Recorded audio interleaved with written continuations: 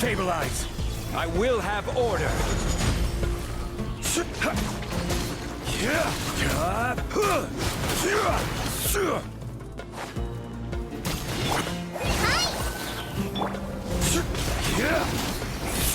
Gather!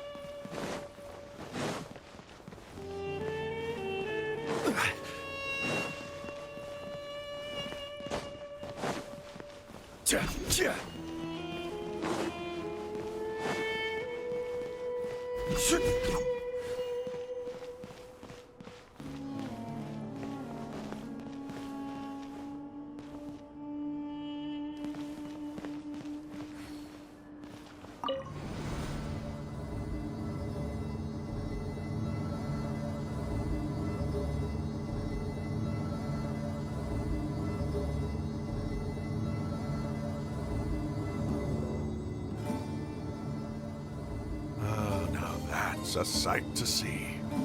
The Scarlet King's splendor surrounds us. There's so much vegetation here.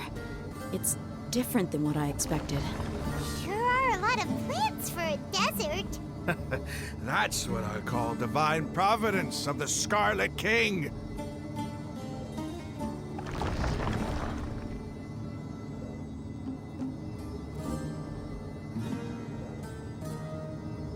Boats are made for...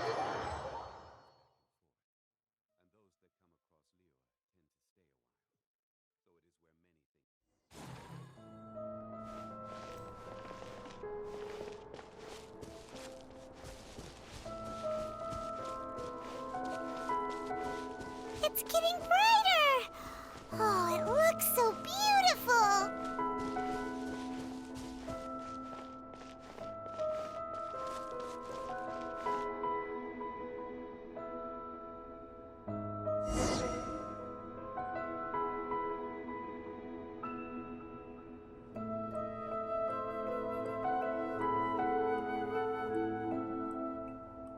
Wait.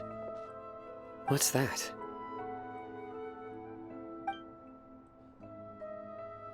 A load of flowers.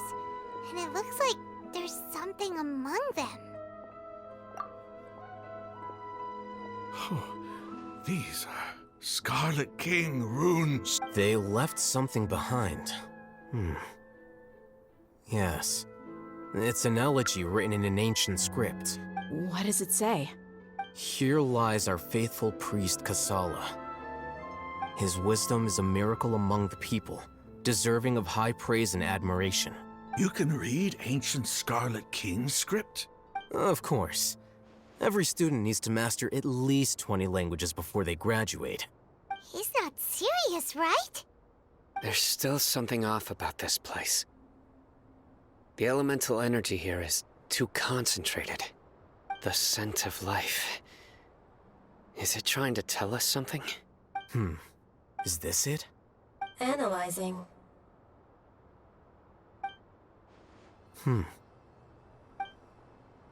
There seems to be a hidden message among these skeletal remains. Excellent. There's a device from the Scarlet King's civilization in this gravesite. I'll transmit the information over and project it for everyone to see. Isn't sharing knowledge against the Academia's rules? Yes. However, under the circumstances, I'd prefer you to see this for yourself. You'll understand after watching it.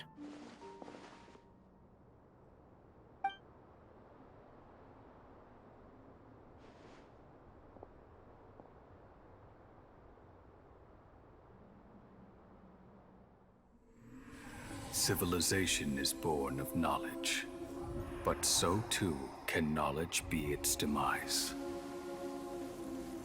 A disaster caught us unaware.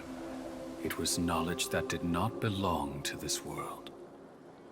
The Scarlet King brought this forbidden knowledge into our world, and it quickly spread like a plague. People's minds were filled with crazed whispers. Dark gray scales spread across their bodies. Even the land was stripped of its vigor. Only a desperate, deathly silence remained. Were it not for greater Lord Rukkhadevata from the forests, the damage would have been irreversible. She summoned the priests to build temples and infused into them the divine power of life. The disaster was miraculously tempered, and the embers of our civilization were preserved in Aru village. Alas, the miracle could not last. As long as forbidden knowledge continued to exist, it would forever blight this world. In the end, the proud king of the desert, my eternal lord, chose to sacrifice himself. I have spent my whole life since guarding one of these many temples. But now, my duty is coming to an end. As I close my eyes for the final time, the sight of that noble deity will appear in my vision once more. In helping the Scarlet King to eradicate forbidden knowledge, she exhausted her strength, and her form became that of a small child. How strange. Now that I think of her, I no longer have any fear of death, for I sense that the spirit of life will abide with me during my eternal sleep. Children of the desert, cling no longer to past grievances, but hold tight to the memory of this act of benevolence. What was that? The priest's memories. No, impossible. Greater Lord Rukkhadevata. So the former Dendro Archon and the Scarlet King were never enemies at all. But this doesn't make any sense. The Dendro Archon's followers, they're clearly... Was that the former Dendro Archon? She became so tiny in the end.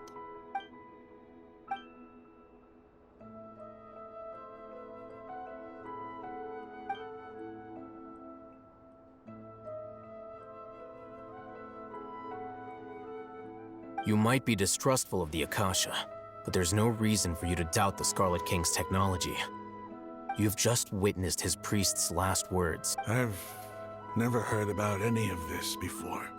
The surviving followers of the Scarlet King all gathered in Aru village. Our god did not make mistakes. We refused to believe any of the rumors. The Scarlet King's death, the all but total annihilation of our civilization. It was all Greater Lord Rukkhadevata's doing. We saw her as nothing more than a traitor, who stabbed us in the back in our moment of crisis. Just like us humans. Fighting, feuding, double-crossing each other to survive in the desert. You were blinded by your prejudice.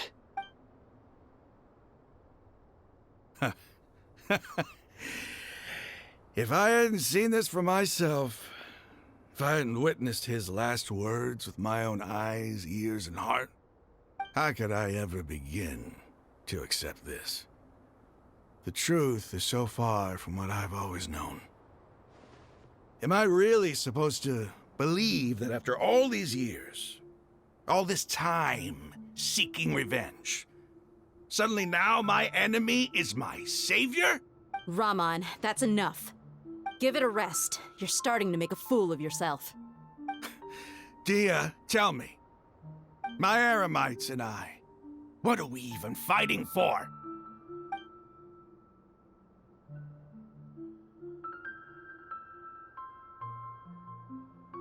Hey, how you doing? I'll live. Thanks. I should probably go.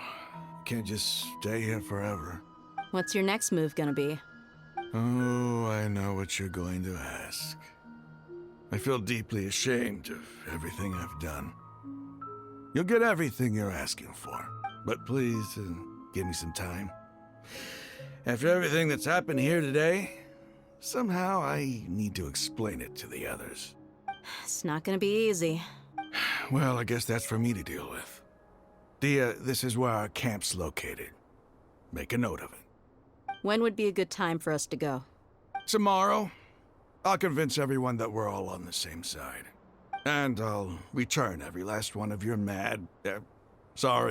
your village keepers.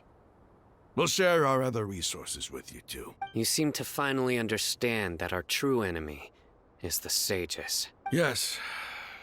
The gods never gave up on anyone. It's the people responsible for all this that need to face the consequences of their actions.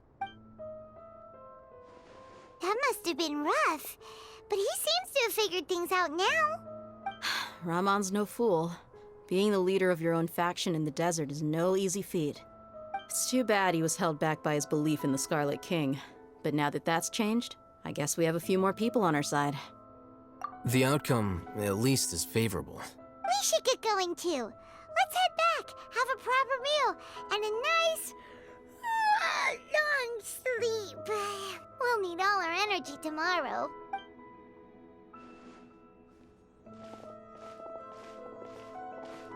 Sino, we're leaving! Stop yelling.